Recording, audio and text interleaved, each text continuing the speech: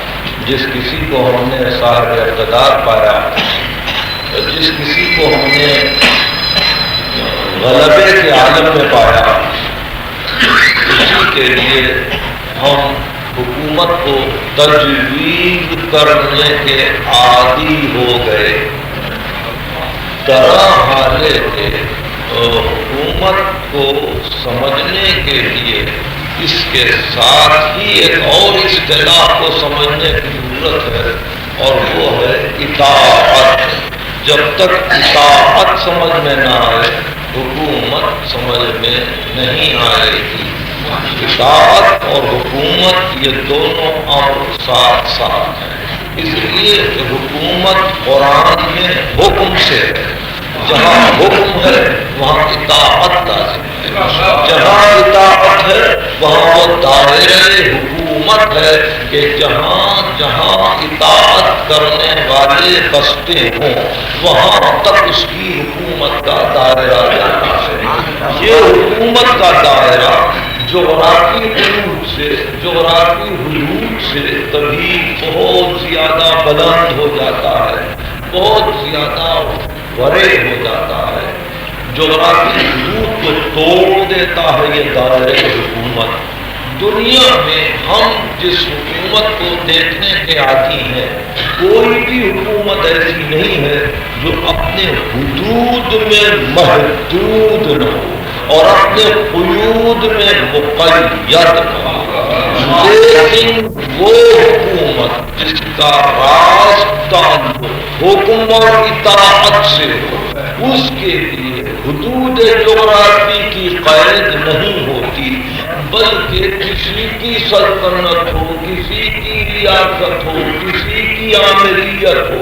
جہاں کہیں بھی کسی کے حکم کا ماننے والا ہو گویا وہ کسی حاکم کی اطاعت میں ہو کر اسی کی حکومت کا اعلان کرتا ہے۔ یہی وہ وجہ ہے کہ ہم اگر برما میں ہوں، ہم اگر جاوا میں ہوں، ہم اگر انڈونیشیا میں ہوں، ہم اگر افریقہ میں ہوں، مسلمان اگر اسپین میں ہو، مسلمان اگر یورپ میں ہو، مسلمان اگر امریکہ میں ہو، تو یہ تمام ممالک ہیں جہاں حکومتیں اوروں کی ہیں بظاہر، لیکن اگر وہ حکم رسول پر چل رہا ہے اور اطاعت رسول میں زندگی بسر کر رہا ہے تو بظاہر کسی کا اقتدار صحیح لیکن حقیقت میں وہ دائرۂ حکومت رسول امر پر اگر آپ بنیادی طور پر توجہ کر لیں، جیسا کہ میری عادت ہے کہ میں کسی عنوان کا اعلان کرنے کے بعد اس کے مبادیات کو درست کرتا ہوں، اگر آپ اس تمہیدی پہلو پر نظر رکھیں تو بعض ایسے مختلف فی اور متنازع مسائل بھی حل ہو جائیں گے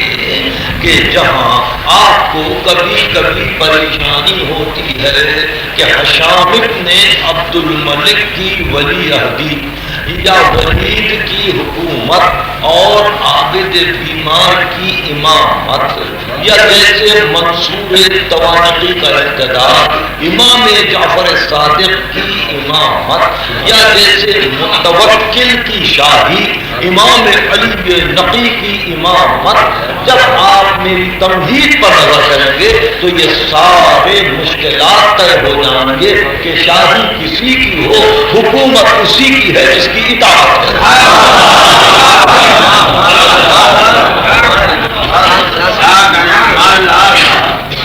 اگر یہ مسئلہ واضح ہو گیا تو پھر ایک مرتبہ آپ اس انداز سے بھی غور کریں کہ بسا اوقات شاہیاں، اقتدار اور دنیاوی حکومتیں منقلب ہیں اور متغیر ہو جاتی ہیں اور بدلتی رہتی ہیں، اور جیسے جیسے حکومتیں بدلتی جاتی ہیں پھر جس کی حکومت میں کبھی آپ رہے ہوں پھر اس کی اطاعت کا کوئی سوال ہی پیدا نہیں ہوتا، اور اگر آپ نے اس جانے والے کی اطاعت کا کبھی تذکرہ بھی کہیں کیا تو حکومت حاضر آپ کو باغی قرار دے گی، اس لیے کہ آپ نے اس کا نام لے لیا جو ان کو پسند نہیں ہے۔ یہ دنیا کی سیاست ہے اور اس سیاست میں ساری دنیا متفق ہے۔ یہ عجیب و غریب حقیقت ہے کہ لینن نے اور ٹراتسکی نے بڑی جد و جہد کے ساتھ اشتراکیت کے نظام کو قائم کیا، مگر جب اسٹالین کے بعد مسٹر کروشیف آئے تو انہوں نے اپنے نظریات کا نہ صرف اعلان کیا بلکہ ہر اس شخص کو قابل مذمت قرار دیا جو گزشتہ قائدین سے اپنے آپ کو وابستہ بتلائے۔ ایک ہی ملک، ایک ہی جگہ، ایک ہی مقام، ایک ہی جغرافیہ اور ایک صدی کا کے درمیانی واقعہ کہ گزشتگان نے وہی حکومت قائم کی، لیکن آنے والے یہ نہیں چاہتے کہ اسی حکومت کے رہنے والے پھر اپنی وفاداریوں کو مرنے والوں سے باقی رکھیں، اس لیے ان کو باقی قرار دیا گیا جو گزشتگان سے لپٹا رہے۔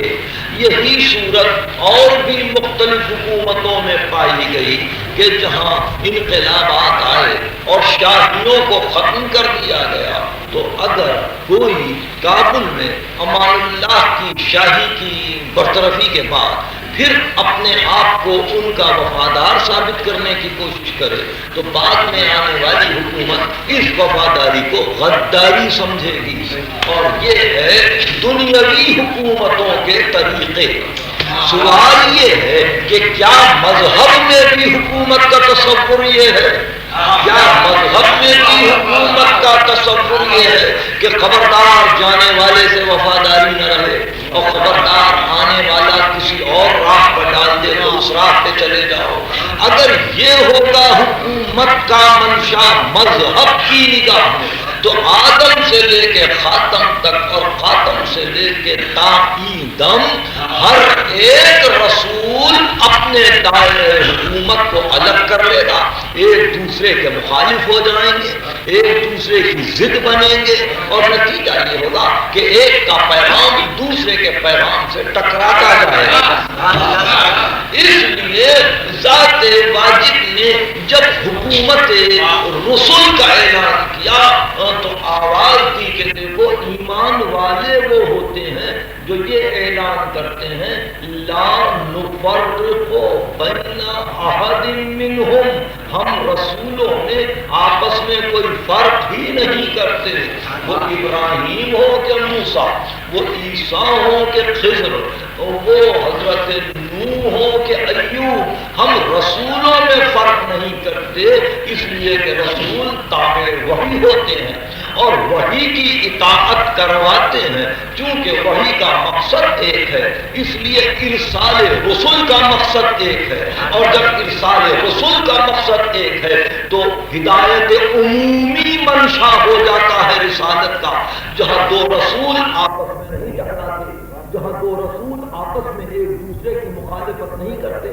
جہاں دو رسول ایک دوسرے کی ضد پر اپنے پیغام کو نہیں بڑھاتے بلکہ حکم الہی کے تابع ہو کر ایک ہی مقصد کے لیے آگے بڑھتے ہیں، تو معنی مذہب کے اعتبار سے حکومت کے یہ ہوتے ہیں کہ جہاں جہاں رسولوں کی حکومت ہے وہاں نظام ایک ہے، قدریں ایک ہیں، مقصد ایک ہے، اور انسانیت میں کبھی اختلاف رسولوں کے نام سے پیدا ہو ہی نہیں سکتا۔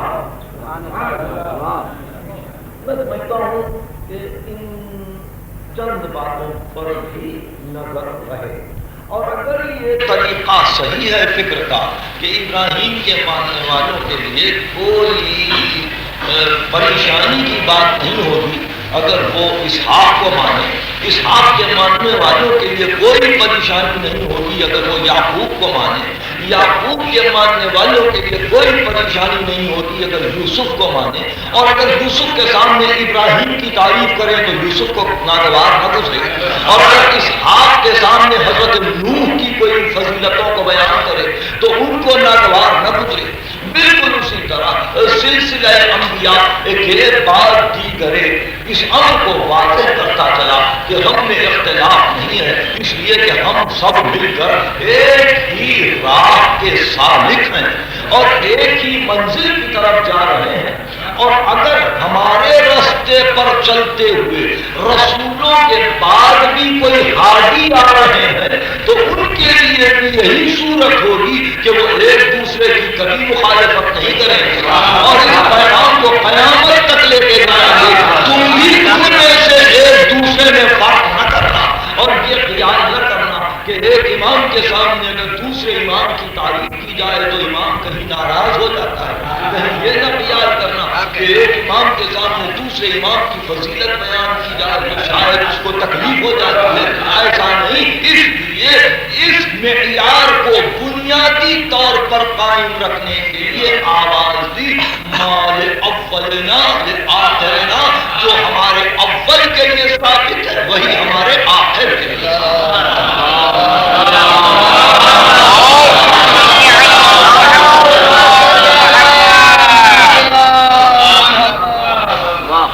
اس منزل پر ہم ان تمہیدی جملوں کو ختم کر کے پھر جاتے ہیں کہ اصل لفظ کی طرف آپ کو لے جانا.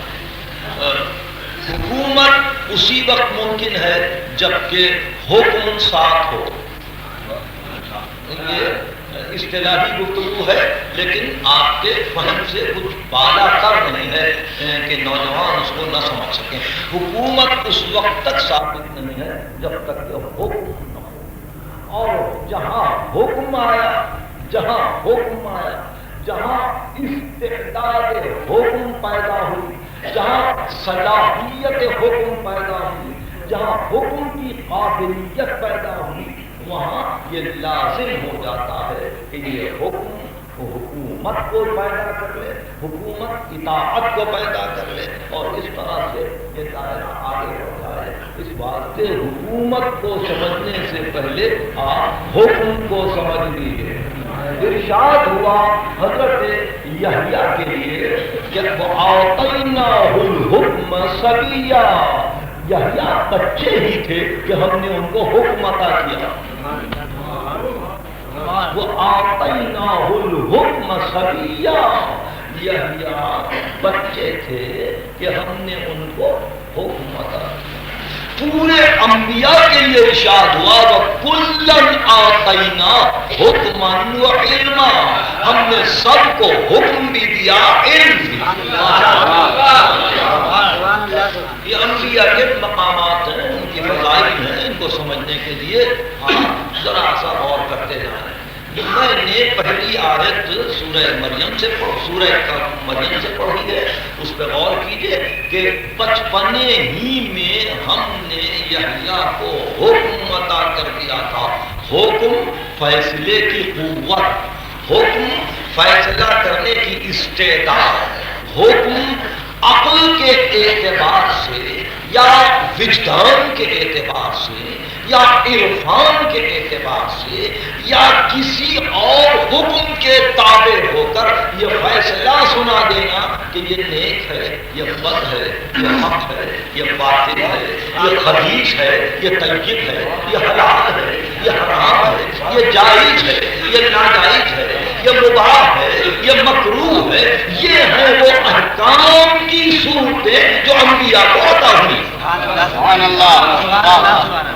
جب کسی کو ہم حکم دیتے ہیں تو اس کے لیے یہ ضروری نہیں ہے کہ وہ ضعیفی کی منزل پر آئے. یہ ضروری نہیں ہے کہ وہ اپنے کمال استعداد پر آئے. لیکن کبھی ہم بچپنے ہی میں حکم دے دیتے ہیں, کبھی ہم جوانی میں حکم دیتے ہیں, کبھی اس کو اس قابل سمجھتے ہیں تو حکم عطا کرتے ہیں اس وقت جبکہ ایک دوسرا نبی اولو العزم بھی موجود ہو اور ہم حکم عطا کر دیں خضر کو. مختلف صورتیں مطلب فیصلے کی قوت عطا کریں خضر کو, نبی اولو العزم موسیٰ موجود ہو, مگر جہاں حکم دیا خضر کو وہاں اطاعت کی قوت دی موسیٰ کو. دیکھیے نبی اولو العزم کی منزل, اگر حکم دیا ہے خضر کو تو اطاعت کرنے کی توفیق عطا کر دی نبی اولو العزم کو. اور پھر اس کے ساتھ یہ بھی کہ خضر کا یہ کہنا کہ اگر تم استطاعت رکھتے ہو صبر کی تو پھر میرے ساتھ چلو, ورنہ میرے ساتھ آنے کی ضرورت نہیں ہے. اس طرح سے ذات واجب حکم کو عطا کر دی جاتی ہے۔ تو قرآن مجید کی تلاوت کرنے والے جب کبھی قرآن کی تلاوت کریں تو لفظ حکم پر نظر رکھیں کہ کہاں کہاں کس کس کو حکم عطا ہوا۔ لیکن میں آپ کو اتنی بڑی ذمہ داری کے اٹھانے کے لیے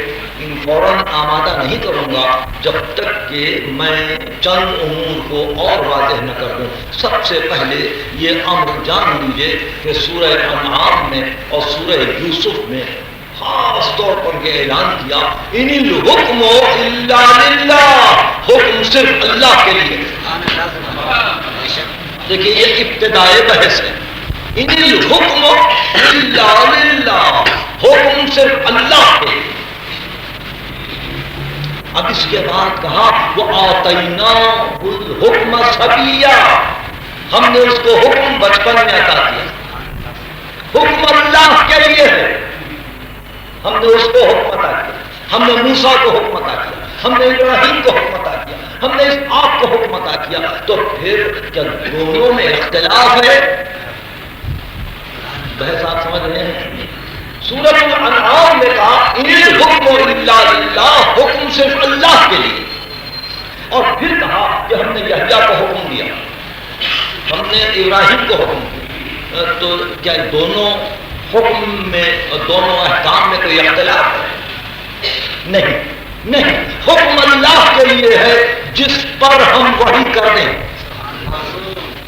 یہی وضاحت ہوئی نا۔ حکم اللہ کے لیے ہے جس کی طرف ہم وحی کر دیں، اس لیے کہ ہم ہر بندے کے کام میں جا کر یہ نہیں کہتے کہ دیکھو یہ اچھا ہے، یہ برا ہے، یہ نیک ہے، یہ بد ہے، یہ جائز ہے، یہ ناجائز ہے، یہاں بچو، یہاں آگے بڑھو، یہ رکو اور یہاں اقدام کرو۔ ہم نہیں کہتے جب تک کہ ہم اپنے بندوں میں سے کسی کو منتخب نہ کر لیں۔ جس کو منتخب کرتے ہیں اس کو اپنے حکم کا صاحب بناتے ہیں، اپنے حکم کا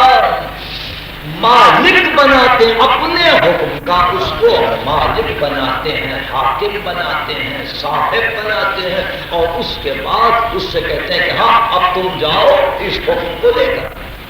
اس حکم کو لے کر جاؤ اور اس شان سے جاؤ وَمَن يُطِعِ الرَّسُولَ فَقَدْ أَطَاعَ اللَّهَ، جس نے رسول کی اطاعت کی اس نے اللہ کی اطاعت کی، جس نے رسول کی اطاعت کی اس نے اللہ کی اطاعت کی۔ وَمَا أَرْسَلْنَا مِن رَّسُولٍ إِلَّا لِيُطَاعَ بِإِذْنِ اللَّهِ، ہم نے کسی رسول کو نہیں بھیجا مگر جب بھیجا تو اسی لیے کہ اللہ کے اذن سے اس کی اطاعت کی جائے، رسول کی اطاعت کی جائے۔ ہر رسول کی اطاعت کو واجب کیا اور پیغمبر کے لیے کہا وَمَن يُطِعِ الرَّسُولَ فَقَدْ أَطَاعَ اللَّهَ، جس نے رسول کی اطاعت کی اس نے اللہ کی اطاعت کی۔ اس کے معنی یہ کہ رسول کو حکم دیا، اس حکم سے رسول کو حکومت حاصل ہوئی، اس حکومت کا لازمی نتیجہ یہ تھا کہ اس دائرے میں جو آئے وہ اطاعت کرے، ورنہ دائرے حکومت رسول سے باہر ہو جائے۔ اس لیے معلوم ایسا ہوتا ہے کہ پیغمبر اسلام کو جو حکم ملا ہے اس حکم کی شان یہ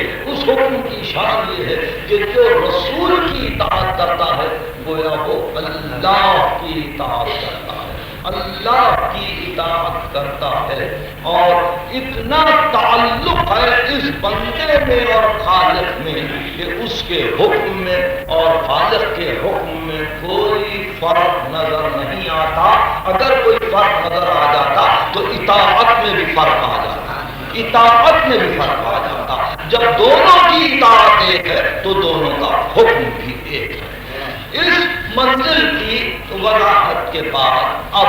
جہاں سے حقیقت میں مسائل شروع ہوتے ہیں اور انسان تھوڑا سا اپنے آپ کو حیران پاتا ہے، وہ مسائل یہ ہیں کہ آیا یہ حکم الہی جو مسلسل رسولوں کو ملتا رہا، وہ حکم الہی جو نوح کو ملا، ابراہیم کو ملا، موسیٰ کو ملا، عیسیٰ کو ملا، یحییٰ، اور وہ حکم الہی جس کو عطا کیا گیا سرکار رسالت ماں احمد مصطفیٰ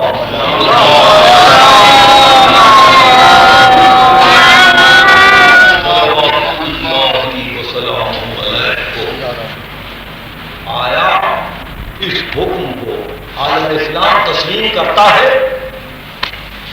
اس حکم کو عالم اسلام تسلیم کرتا ہے، ان کی یہ حکم ملا ہے۔ آیا حکومت کے رسول کو عالم اسلام مانتا ہے؟ آیا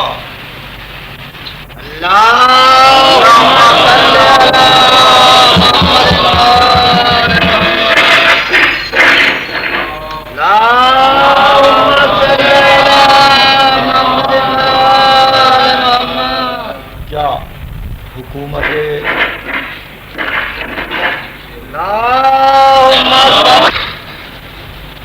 طلب امر یہی ہے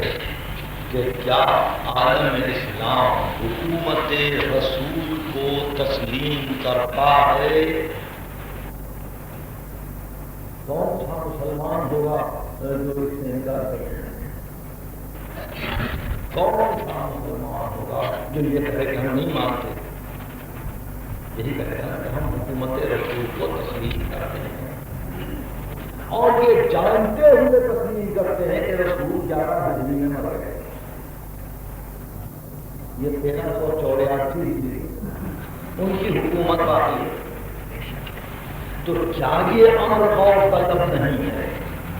کہ وہ حکومت رسول کن راستوں سے باقی ہے، کن طریقوں سے باقی ہے، کن افراد میں باقی ہے، کون ہے وہ وسائل کہ جن وسیلوں سے وہ حکومت آگے بڑھ رہی ہے، کون ہے وہ ذرائع کہ جن ذرائع سے اس حکومت کو باقی رکھا جا رہا ہے؟ کہ یہ امر غور طلب نہیں ہے؟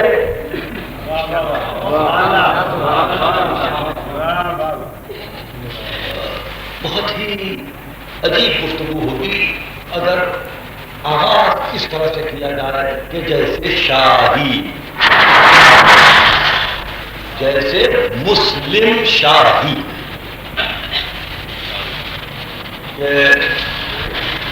اگر بادشاہ یہ کہے، مسلم بادشاہ، کہ اس حکومت کو ہم باقی رکھیں یا ہمارے ذریعے سے وہ حکومت باقی ہے، تو یہ امر تو آپ سب جانتے ہیں نا کہ پوری دنیا کی کسی مسلم بادشاہ کو حکومت کبھی نہیں ملی۔ وقت واحد میں مختلف حکومتوں پر مسلم بادشاہ مختلف رہے۔ ہندوستان میں کوئی اور تھا، تو ایران میں کوئی اور تھا، عراق میں کوئی اور تھا، افریقہ کے سواحل پر کچھ شاہیاں تھیں۔ اسی طرح سے مسلم شاہیاں مختلف مقامات پر پھیلی ہوئی تھیں۔ اگر شاہی یہ کہے کہ ہمارے ادارے کے ذریعے سے حکومت رسول باقی ہے،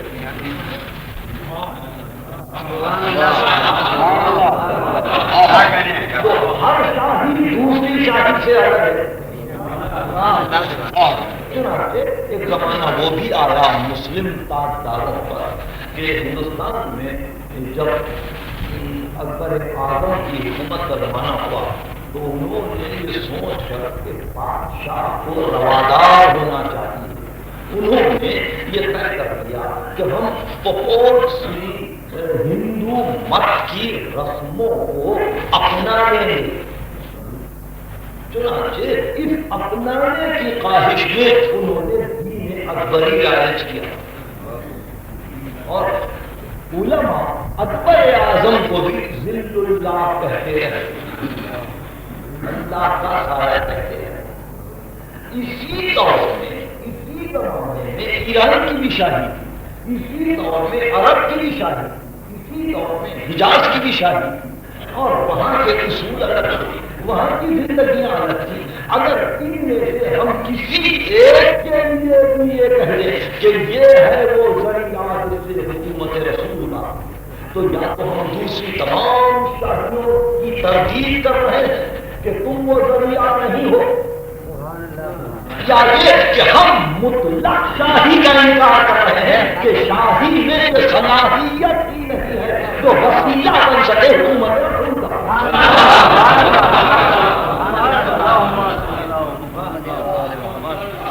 چلیے ایک ادارہ ختم ہو گیا, ایک ادارہ ختم. اب دوسرا ادارہ علماء کا. علماء کا کیا ہم یہ سمجھیں کہ علماء کے ذریعے سے حکومت رسول باقی ہے؟ کیا کسی طور عالم اسلام کے کسی طور علماء کسی مسئلے پر متفق ہوئے؟ آپس میں مسائل میں اختلاف نہیں رہا. کیا یہ ہر عالم کی زبان پر یہ نہیں پایا گیا کہ پیغمبر نے خود یہ کہا تھا اختلاف و امتی رحمہ, میری امت کا اختلاف ہی رحمت ہے, چلنے دو. تو کیا علماء کو ہم وسیلہ قرار دیں حکومت رسول کا؟ یہ اس لیے نہیں ہے کہ مشہور علماء ایسے ہیں کہ جن کو بعض اہم علماء کے فتوے سے قتل کیا گیا, بعض اہم علماء کے فتاوی سے قتل کیا گیا اور کہا گیا کہ یہ اسی قابل ہے کہ اس کو محبوب کیا جائے, قتل کیا جائے. حضرت ابن تیمیہ کا بھی یہی حشر ہوا, حضرت ابن حزم کا بھی ایسے بڑے بڑے علماء یا محبوس رہے, قتل کر دیے گئے, اور سارے علماء اسلام نے فتویٰ دے دیا کہ ان کے افکار اسلامی نہیں ہیں. آج اس دور میں, ماضی کی باتیں نہیں کرتا, آج اس دور میں شیخ محمد شلتوت نے مصر سے یہ لکھ دیا کہ فقہ حنفی کو اگر سمجھنا ہو تو ہمارے طالب علموں سے کہو کہ وہ فقہ جعفری پڑھیں.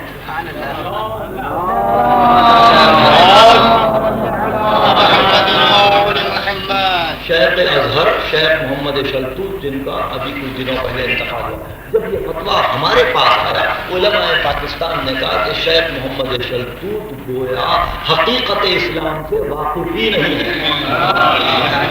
اور انہوں نے گویا فقہ شیعی کا مطالعہ ہی نہیں کیا. ہم نے اس دور میں دیکھا, اور آج یہاں ہمارے پاس چند ایسے علماء ہیں کہ جن کے متعلق اگر ہم نام لے لیں اور ان کے ساتھ اپنی ہمدردی کو ظاہر کریں تو حکومت ہم کو غدار سمجھے. یہاں ہے ایسے علماء پاکستان میں. تو کیا ہم مسلمانوں کی اس حکومت میں یہ کہہ سکتے ہیں کہ یہ وہ علماء ہیں کہ جن کے وسیلے سے حکومت رسول جا رہی ہے؟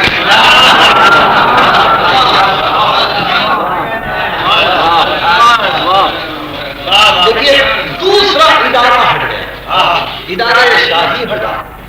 علماء کا ادارہ ہٹا. جب یہ دو ادارے ہٹ گئے تو اب ایسا کوئی ادارہ آپ ڈھونڈیں کہ جس سے یہ کہا جائے کہ ہم اس ادارے کے ذریعے لے کے جا سکتے ہیں, اس ادارے کے ذریعے لے کے جا سکتے ہیں. تو میں سمجھتا ہوں کہ وہ ادارہ آپ کے ذہن میں ہوگا, میں آپ کے حافظے کو تازہ کر دوں. وہ ادارہ ہو سکتا ہے پیرانہ طریقت کا, وہ ادارہ ہو سکتا ہے مشائخین عظام کا,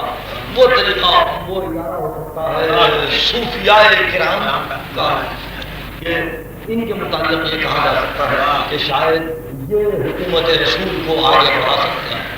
لیکن ان کے متعلق مجھے صرف اتنا عرض کرنا ہے کہ اپنے مسلک کے اعتبار سے اگر یہ سب ایک ہوتے تو پھر مرید مختلف نہ ہوتے, پھر مرید مختلف نہ ہوتے, ارادت نہ بٹتی. ہر ایک کا مرید الگ ہے, ہر ایک کا سلسلہ ارادت الگ ہے, ہر ایک کا طریقہ رشد و ارشاد الگ ہے, ہر ایک کی مسند الگ ہے, اور اس مسند کی خلافتیں الگ ہیں, ہر ایک کا طریقہ الگ ہے, ہر ایک کے اذکار, اوراد, ان کی تسبیحیں, ان کی عبادتیں, ان کے وجد و کیف کے طریقے سب الگ الگ ہیں, اور ایک پر اگر دوسرے طریقے کو مسلط کیا جائے تو وہ ماننے کو تیار نہیں, اور وہ کہتے ہیں نہیں ہمارا طریقہ اور ہم کو رہنے دیجیے, اسی طریقے پر رہنے دیجیے. تو اس اختلاف مریدان مشائخین عظام کو دیکھ کر بے اختیار دل پکار اٹھتا ہے کہ چونکہ یہ سب متحد نہیں ہے اس لیے یقیناً کوئی وسیلہ بن نہیں سکتے ہیں حکومت رسول کو قیامت تک مسلسل رکھنے کا۔ یہ تیسرا ادارہ ختم ہو گیا، اب اس کے بعد آپ پھر کسی اور ادارے کی تلاش کریں اور یہ دیکھیں کہ ان کے بعد کوئی اور بھی صورت ہو سکتی ہے کہ جن کا آپ جائزہ لے سکتے ہیں۔ آپ نے شاہدوں کو ٹٹول لیا، علماء کو دیکھ لیا، صوفیاء کرام کو دیکھ لیا، اب اس کے بعد کیا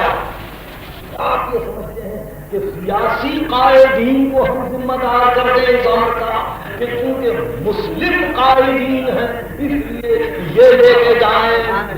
حکومت رسول کو اور ان کے پیغام کو آگے؟ تو یہ اس لیے مناسب نہیں معلوم ہوتا کہ دنیا میں اس وقت مسلم سیاستدان ہزاروں ہیں اور ہر سیاستدان کا اپنا ایک خاص طریقہ فکر ہے۔ کوئی چاہتا ہے کہ اسلام میں تجدید ہو، کوئی چاہتا ہے کہ اسلام جدت پسند ہو جائے، کوئی چاہتا ہے کہ اسلام میں وہی پرانی باتیں جب تک رہیں گی اسلام ٹھیک رہے گا، کوئی چاہتا ہے کہ نہیں کچھ تجدد ہو، کچھ پرانی باتیں ہوں، کچھ اس طرح سے افکار ہیں، کچھ اس طرح سے گفتار ہیں، کچھ اس طرح کی باتیں ہیں کہ ہم اب تک صحیح معنی میں عالم اسلام کے سیاستدانوں کو سمجھ ہی نہ سکے کہ مصر کے سیاستدان کیا چاہتے ہیں اسلام کے متعلق، عراق کے سیاستدان کیا چاہتے ہیں اسلام کے متعلق، انڈونیشیا کے سیاستدان کیا چاہتے ہیں اسلام کے متعلق۔ ہر ایک اپنے زاویہ نگاہ سے آگے بڑھ رہا ہے، لیکن وہ خود یہ اعلان کرتے جاتے ہیں کہ ہم سیاستدان ہیں، ہم نے کبھی مذہب کا کوئی گہرا مطالعہ تو نہیں کیا ہے، ہم نے کوئی فقہ تو پڑھی نہیں ہے، ہم نے علوم کو جو ضروری علوم ہے تفسیر کے لیے ہم نے کبھی ان کو تو پڑھا نہیں ہے، یہ کام تو انہی لوگوں کا ہے کہ جو اور فکر کر کے آگے بڑھ سکتے ہیں۔ بیچارے سیاستدانوں نے تو اعتراف کر لیا کہ ہم پر اس ذمہ داری کو ڈالنے کی کوشش نہ کرو کہ ہم پیغمبر اسلام کی حکومت کو لے کے آگے بڑھ جائیں گے، ہم اس کے لیے تیار نہیں ہے، اس لیے کہ جن کو اپنی حکومت کی خیر منانی ہو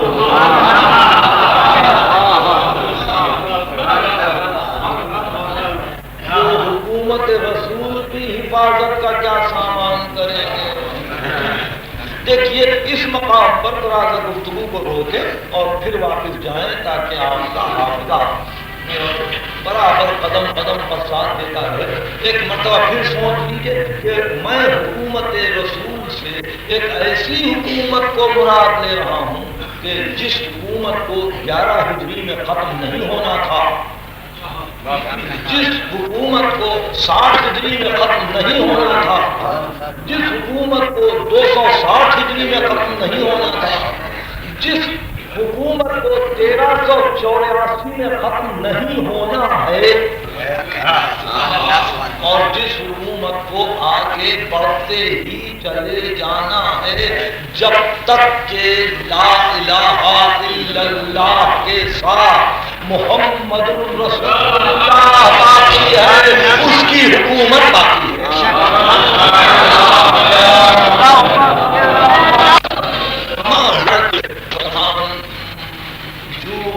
جمع ہوتے رہیں گے اور ہمارے لیے بھی انتہائی فرحت و مسرت و انبساط کا سامان ہوگا جب ہم دیکھیں گے کہ مسلسل میلاد کی مجلسیں برپا ہو رہی ہیں اور ذکر رحمت للعالمین ہر مقام پر جاری ہے۔ تو ایسے موقع پر کیوں نہ ہم اپنی فکر ہی سے آغاز کریں اور یہ تعارف کروا دیں کہ سوچنے والے آنے والے زمانے میں اب اس انداز سے سوچیں کہ آیا مسلمان اپنے آپ کو حکومت رسول میں باقی رکھنا چاہتا ہے، اور اگر رکھنا چاہتا ہے تو اس نے کیا انتظام کیا ہے اپنی بقا کا، اور اگر اس کا انتظام ہے تو وہ کیوں یہ نہ سوچے کہ یہ حکومت کیسے جاری ہے،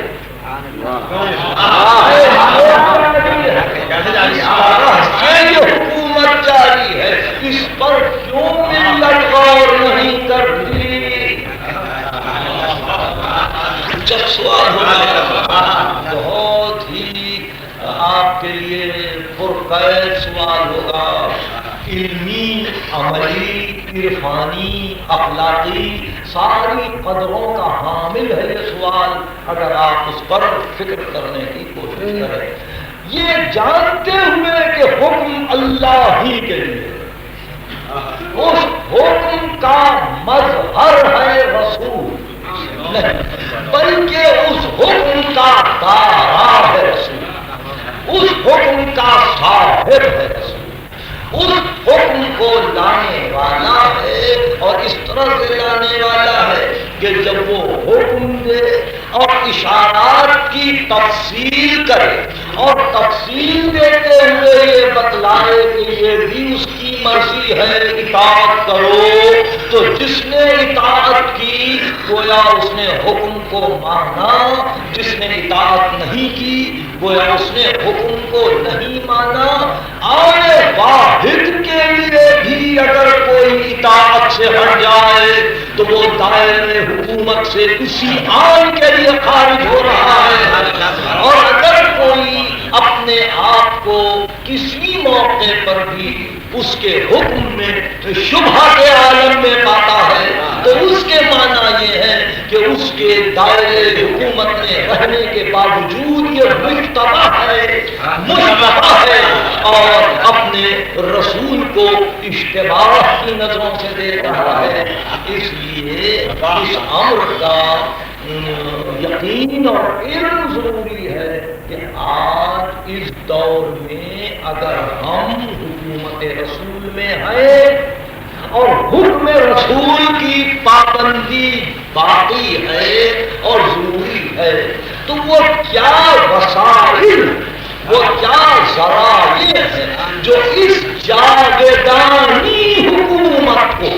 जो इस गैर फानी हुक्म को,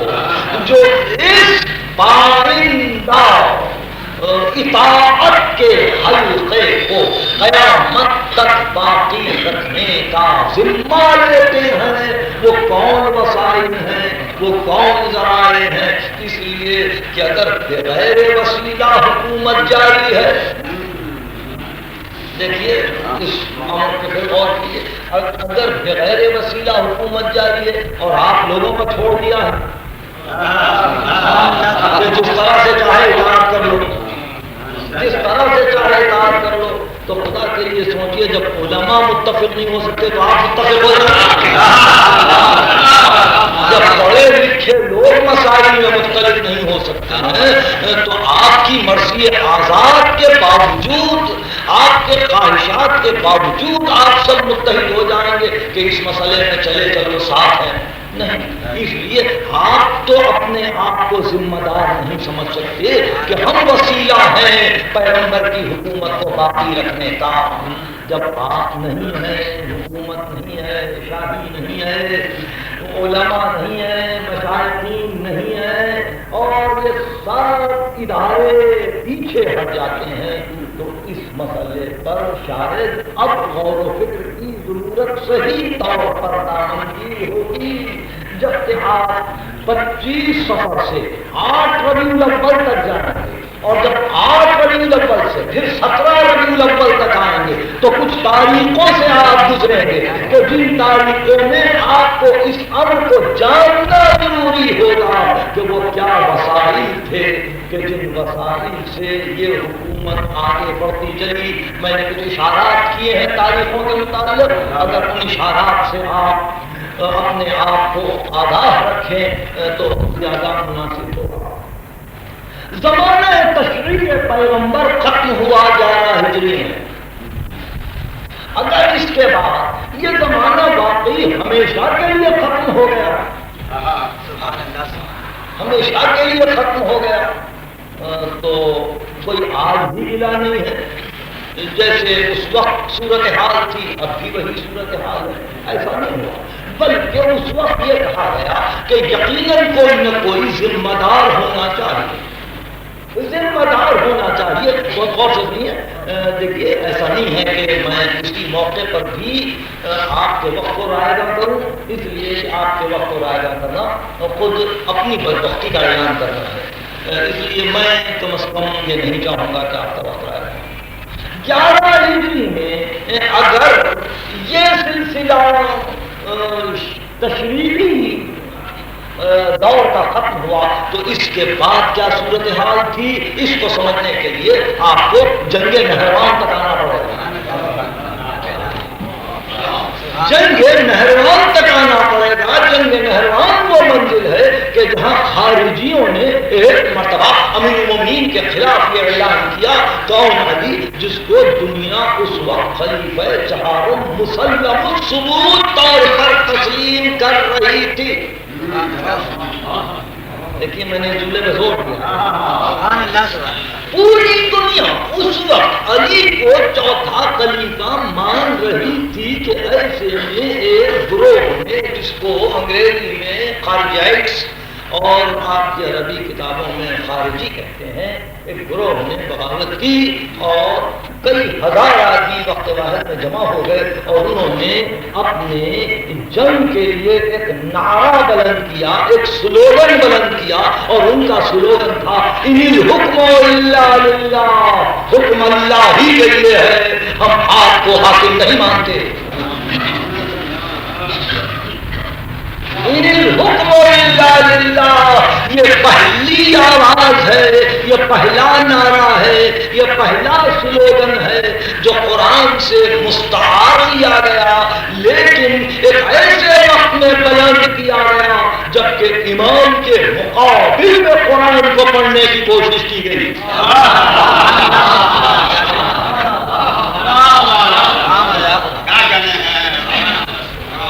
امام علیہ السلام نے آواز کو سن کر کہا کلمۃ حق یراد بها الباطل، کلمہ تو حق ہے لیکن مدعا باطل ہے۔ کلمہ تو حق ہے لیکن مراد باطل ہے۔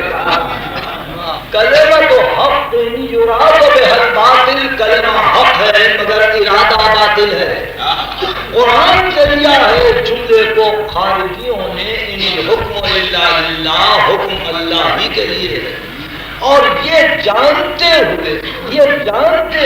کہ خلافتوں نے یہ آواز لگائی تھی کہ ہم وسیلہ بن رہے ہیں حکومت رسول کو قائم کرنے کا۔ 3 خلافتیں گزر چکی ہیں، چوتھی خلافت علی کی آئی ہے، علی بحیثیت چوتھے خلیفہ کے ایک میدان میں کھڑے ہوئے ہیں، تو اس وقت ایک آواز بلند کی جاتی ہے کہ ہم تمہاری حکومت کو نہیں مانتے، حکومت صرف اللہ ہی کے لیے ہے۔ اب یہ ہے کہ کلمہ تو حق ہے، مراد باطل ہے، اور اس کے بعد ارشاد فرمایا اے لشکریو تم مغالطہ کھا رہے اور تم مغالطہ دے رہے ہو، تم مغالطہ دے رہے ہو، یہ بالکل صحیح ہے کہ حکم اللہ ہی کے لیے، یہ بالکل صحیح ہے کہ حکم اللہ کے لیے ہے، لیکن لا بد لکم من امیر، تم کو امیر کی تو بہت صورت ضرورت ہوگی جو اس حکم الہی کو تم تک پہنچائے۔ عجیب منزل ہے، تم یہ کہہ رہے ہو کہ حکم اللہ کے لیے، مگر تم اس طرح سے کہہ رہے ہو وہ یہ بتلانا چاہتے ہو کہ امیری بھی اللہ کے لیے، تم یہ کہنا چاہتے ہو کہ امیری بھی اللہ کے لیے، وہ لشکر کی سپہ سالاری بھی کرے گا، وہ آ کر حکومت کی کرسی پہ بھی بیٹھے گا، وہ تمہارے قضایا کا فیصلہ بھی کرے گا، وہ تمہاری درخواستوں کو بھی دے گا، دیکھے گا۔ فرمایا کہ حکم اللہ کے لیے تو ہے ہی، مگر اس حکم کے لیے کچھ ایسے اشخاص بھی ضروری ہیں جو اس حکم کو ایگزیکیوٹ کریں، نافذ کریں، تاکہ تم کو اس کی اطاعت میں پابند کیا جائے۔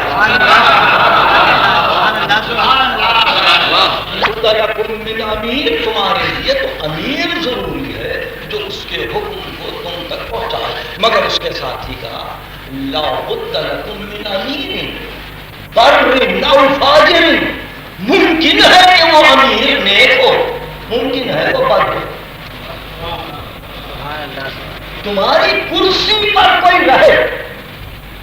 تمہارے سامنے قضایا کا فیصلہ کرنے والا کوئی ہو، تمہارے اقتدار کا، اپنے اقتدار کا کوئی مظہر ہو جس کو تم بڑا سمجھے وہ ہو. اب یہ ممکن ہے کہ اچھا ہو، ممکن ہے کہ برا ہو.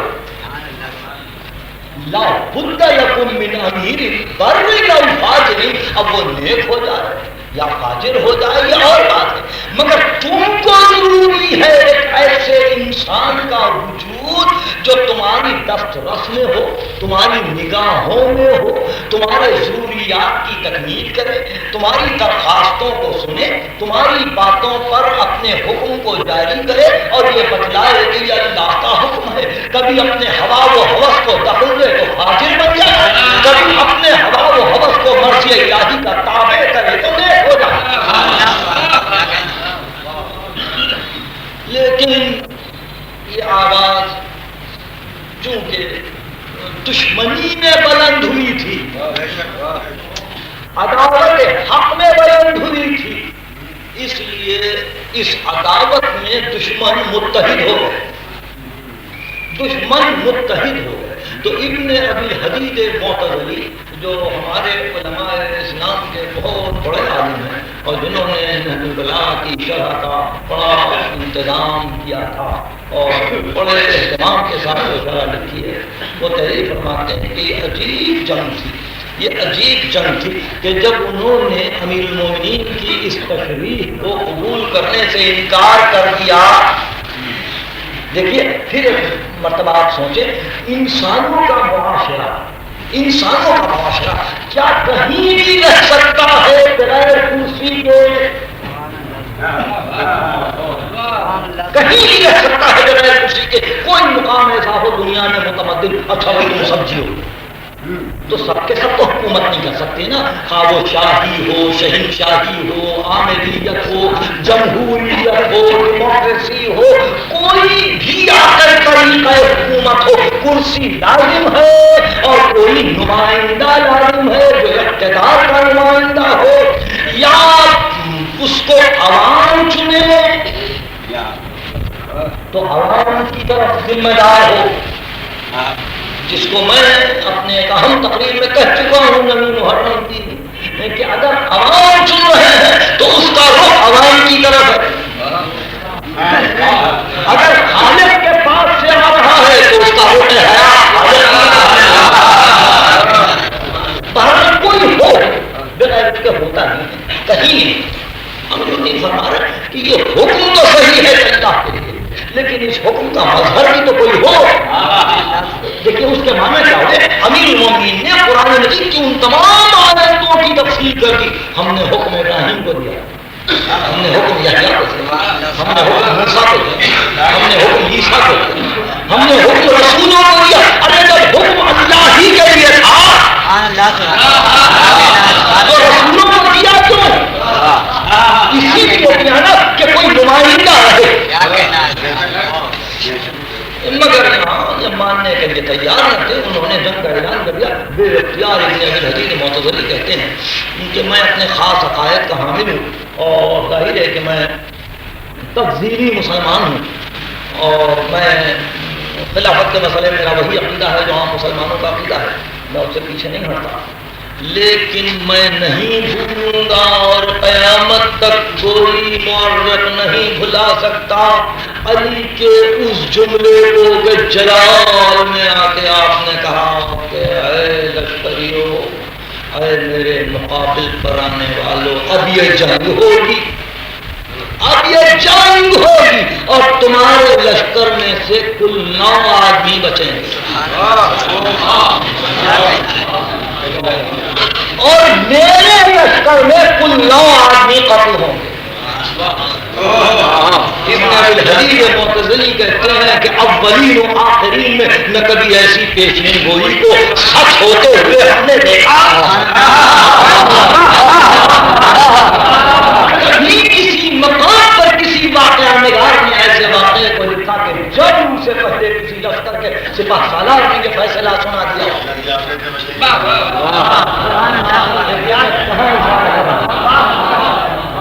نہ کسی مورخ نے کسی مقام پر یہ لکھا کہ کسی سپاہ سالار نے فوج کو لڑاتے ہوئے لڑائی سے پہلے یہ فیصلہ سنا دیا ہو کہ جنگ کا انجام یہ ہوگا، یہ فیصلہ وہی سنا جو حامل حکم پہنچتا۔ ابن ابی حدید کہتے ہیں یہی ہوا کل 9 بچے، اور آج تک کہیں تاریخ اسلام اٹھا کے دیکھیے، کہیں تاریخ کل 9 بچے، اور ادھر کل 9 قتل، 9 قتل، اور آپ آخر تک یہی کہتے ہیں۔ یہ غلطی کی قرآن کی آیت کو سمجھنے میں غلطی کی۔ میں جملے کو پھر عرض کرنے کی ضرورت کروں، قرآن کی ایک آیت کو سمجھنے میں غلطی کی اور صاحب حکم نے تلوار کھینچ لی، آیت کو سمجھا دیا، آیت کو سمجھا دیا کہ حکم کے لیے مظہر لازم ہے، حکم کے لیے نمائندہ لازم ہے، حکم کے لیے یہ ضروری ہے کہ کوئی بشر مرتضی ہو، مصطفیٰ ہو، منتخب ہو، مطہر ہو، جو صاحب حکم بنے اور حکم کو عمل کر کے اعلان کر دے کہ یہ حق ہے، یہ باطل ہے۔ چنانچہ پہلی مرتبہ کہہ دیا کلمہ حق ہے مراد باطل ہے، کلمہ حق ہے مراد باطل ہے، اور اس کے بعد جب سمجھایا اور سمجھانے کی کوشش کی، قرآن مجید کی مختلف آیتوں کو سامنے رکھ کر کہ حکم اللہ کے لیے ہے، نوح کو کیوں دیا، ابراہیم کو کیوں دیا، موسیٰ کو کیوں دیا، یحییٰ کو کیوں دیا، اسماعیل کو کیوں دیا، جب سب کو حکم دیا تو اس کا معنی یہ ہے کہ افراد بھی حاملان حکم ہوتے ہیں۔ جب افراد حاملان حکم ہوتے ہیں تو کوئی اگر شخصیت کا انکار کر دے اور کہے کہ حکم اللہ کے لیے اشخاص کو قتل کر دو، حکم اللہ کے لیے اشخاص کو قتل کر دو، تو امیر المومنین نے کہا کہ پھر مجھ پر بھی لازم ہو گیا کہ بحیثیت صاحب حکم میں آیت کو سمجھا دوں۔ اب آیت کو سمجھانے کی ذمہ داری لی تو 9 بچے۔ اس کے بعد ابن ابی حدید نے ان 9 افراد کے متعلق صراحت کی کہ بحرین میں کون گیا، مشرقی افریقہ میں کون گیا، مسقط میں کون آیا، کس کی نسل کہاں کس طرح سے پھیلی، اور کتنے آدمی راستے میں مر گئے۔ ابن ابی حدید کہتے ہیں کہ 9 بچے، اس میں 6 اور مر گئے، اور 3 آدمیوں کی نسل پھیلی جو اب تک روئے زمین پر ہے۔ لیکن جب نہروان کی جنگ ختم ہوئی تو اس کے بعد آپ نے کیا فرمایا کہ میرے بعد پھر کوئی ان سے قتال نہ کرے،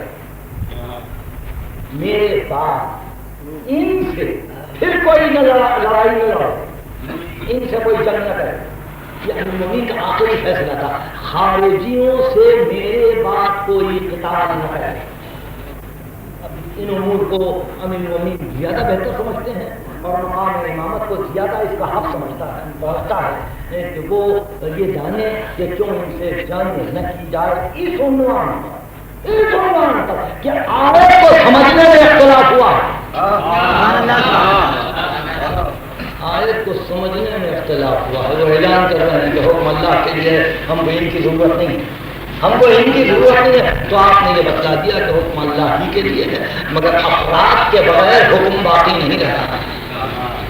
جنگ نہروان کی اس تفصیل کے بعد میں پھر واپس آتا ہوں اس جملے پر، اور یقیناً اب آپ کو زحمت نہیں دوں گا، وقت ہو چکا، میں پھر اسی منزل پر ہوں کہ 11 ہجری کے بعد یہ نہروان کی لڑائی جو 36 اور 40 ہجری کے درمیان ہے، اس کے بعد آج تک وہ ذریعہ کون سا، وہ وسیلہ کون سا کہ جس کے ذریعے سے حکومت رسول آگے بڑھ رہی ہے؟ اگر حکم اللہ کے لیے ہے تو پھر وہی صورت ہوئی، وہی صورت ہوئی نہروانی۔ اگر حکم اللہ کے لیے ہے تو وہی صورت کہ معنی میں غلطی ہو رہی ہے، اور اگر نہیں افراد کی ضرورت ہے تو ہم ان افراد کو دیکھنا چاہتے ہیں جنہوں نے یہ ذمہ داری قبول کر لی کہ ہم حکومت رسول کو قیامت تک لے جائیں۔ میں نے آج اس تقریر ختم کی، اب اس کے بعد آپ بھی سوچیں، مجھے بھی سوچنے کا موقع دیں کہ ہم کس طرح سے آگے بڑھ سکتے ہیں۔ عنوان آپ کو معلوم ہے، حکومت رسول، اس میں کسی خاص فرقے کے خیالات کا اظہار نہیں ہے، اگر ملت غور کرنا چاہے تو صحیح معنی میں سرکار رسالت کی اس فضیلت کا تذکرہ ہے کہ جہاں ان کی ساری زندگی بھر کی محنتوں کو کس طرح سے بہائے دوام حاصل ہے، اس پر غور کرنے کا ہر مسلمان کو آج اختتام تقریر پر میں بڑی آسانی کے ساتھ آپ کے ذہن کو منتقل کر سکتا ہوں، اس لیے کہ میں نے گفتگو ہی ایسی کی تھی کہ جب چاہیں جب آپ تقریر کو خاتمے تک پہنچا دیں۔ آپ نے پہلے سن لیا نا کہ شاہی پر تو ذمہ داری نہیں ہے، شاہی پر تو ذمہ داری نہیں ہے وسیلہ حکومت رسول بننے کی۔ جب شاہی پر نہیں ہے تو یزید پر کیا ذمہ داری؟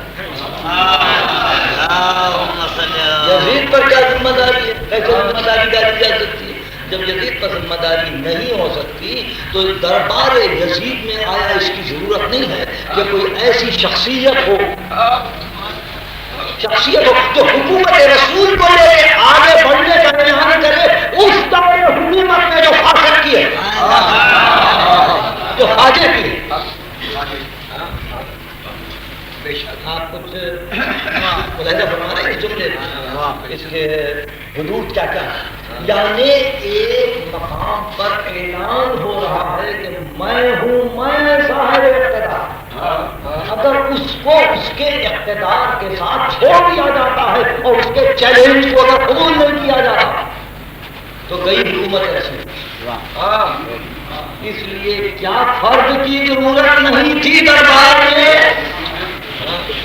کیا کسی شخصیت کی ضرورت نہیں تھی دربار میں؟ یقیناً شاہی نے بتایا کیا تھا کہ اب یہ حکومت آگے نہیں بڑھے، حکومت ہماری آگے بڑھے۔ اس لیے تو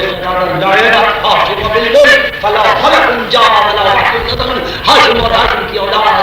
ملک کا ایک ڈھونگ رچائے ہوئے تھی، نہ فرشتہ آیا نہ وحی نازل ہوئی، دین کو ختم کیا اقتدار وقت۔ تو کوئی تو ہو فریاد کرنے والا کہ ہمارے جد کا دین باقی ہے، ہمارے جد کا حکم باقی ہے۔ اس دور فسق و فجور و ظلم و استبداد میں، اس دور انانیت میں کہ جہاں صرف خواہشات نفسی کی پابندی ہو رہی تھی، کوئی ہو یہ اعلان کرنے والا کہ نہیں حکومت رسول کے لیے۔ میں سمجھتا ہوں ملت مسلمہ کے لیے اس سے بہتر کون سا مقام ہے صلح جوئی کا؟ کوئی ہو اور جس کسی نے یہ اعلان کر دیا کہ ہم ہیں، تو پھر اس طرح سے نہ دیکھو کہ وہ پابند زنجیر ہے، اس طرح سے نہ دیکھو کہ وہ توف سلاسل میں اسیر ہے، اس طرح سے نہ دیکھو کہ وہ کمزور ہے، شہید و ناتوان ہے، اٹھنے بیٹھنے کی صلاحیت نہیں ہے۔ نہیں، وہ وسیلہ، وہ ذریعہ ہے کہ جس نے یہ طے کر لیا ہے کہ ہم لے جائیں گے حکومت رسول کو آگے، ہم لے جائیں گے حکومت رسول۔ اور اگر کبھی ایسا معلوم ہوا کہ اس وقت میرا کہنا مناسب نہیں ہے،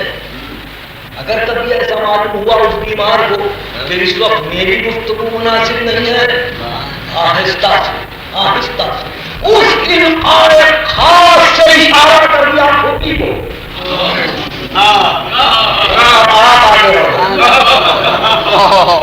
ہم چپ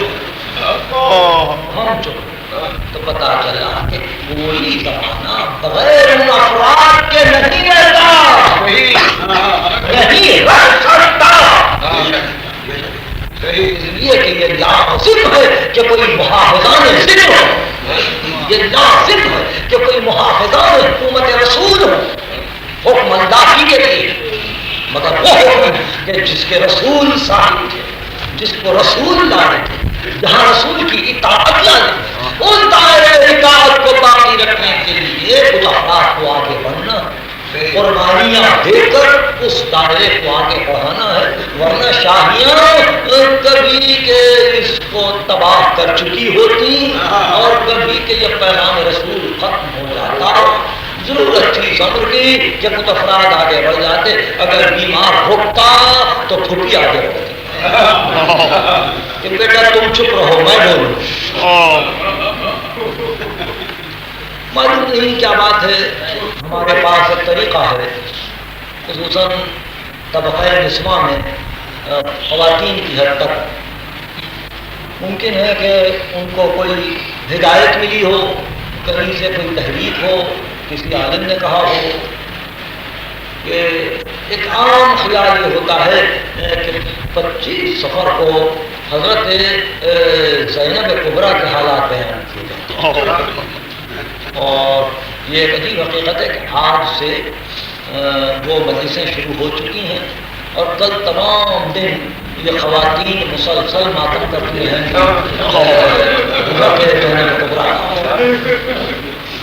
وہی حالات بنتے رہیں گے۔ میں نے عرض کیا کہ ذمہ داری ان کی ہے، ممکن ہے کہ تاریخ کا کوئی پہلو ان پر ایسا روشن ہوا کہ جہاں سے وہ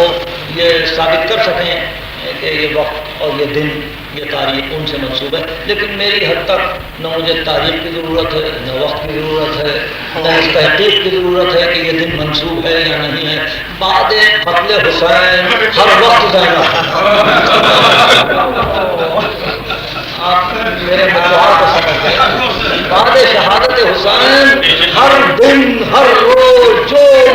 زمانہ گزرے غم کی تاریخوں کے ختم تک وہ سب شہزادی کے لیے ہے، اس کے سوا میں کچھ اور نہیں نفس کر سکتا۔ اس لیے کے لیے آج میں اتنا عرض کروں گا، کل تک سے شاید کچھ بتاؤں۔ بعد چہلوں یا بعد ورود مدینہ اس بیوی نے یہ طے کر لیا تھا کہ یہ بیوی کبھی سائے میں نہیں رہتا۔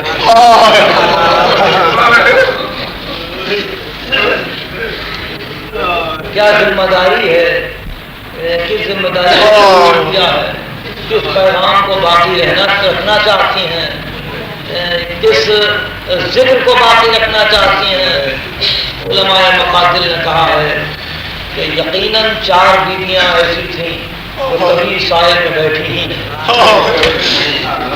4 بیویاں ایسی تھیں جو کبھی زیر سقف نہیں بیٹھی، ہمیشہ صحن میں بیٹھ،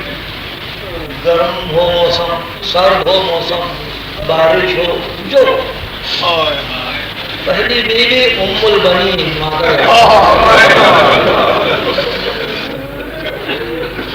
بیوی نے یہ طے کر لیا تھا کہ کبھی اس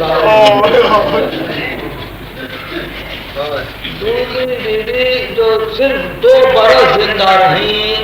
وہ حضرت ام رباب، علی اکبر اور مادر سکینہ، یہ طے کر لیا کہ وہ کبھی سائے میں نہیں بیٹھے۔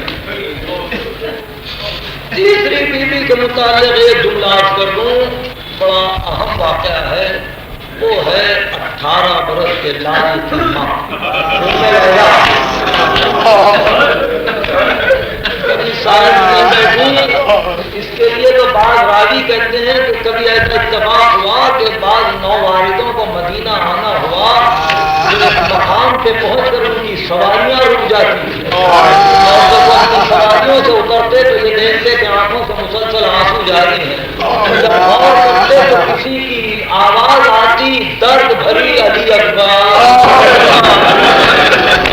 وہ نووارد پوچھتے یہ کس کا